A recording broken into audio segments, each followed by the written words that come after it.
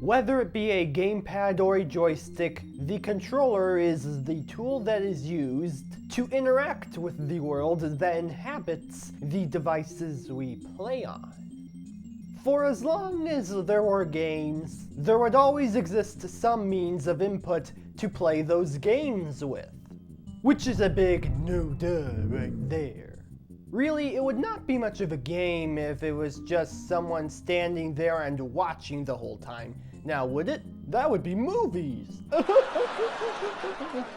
Anyway, for as long as there have been video games, there have been controllers of varying shapes and sizes. Especially in the early days when the video game industry itself was less experienced, which resulted in all kinds of designs back then. Though with that said, the design that would become so prevalent in gaming would start with the Super Nintendo Entertainment System, or SNES for short. But I'm not necessarily referring to the SNES itself, but rather its controller. You see, back then, before Sony made their iconic PlayStation consoles, the company was actually collaborating with Nintendo at one point to create a CD-based add-on for the Super Nintendo Entertainment System. During the development, things seemed to be going as planned.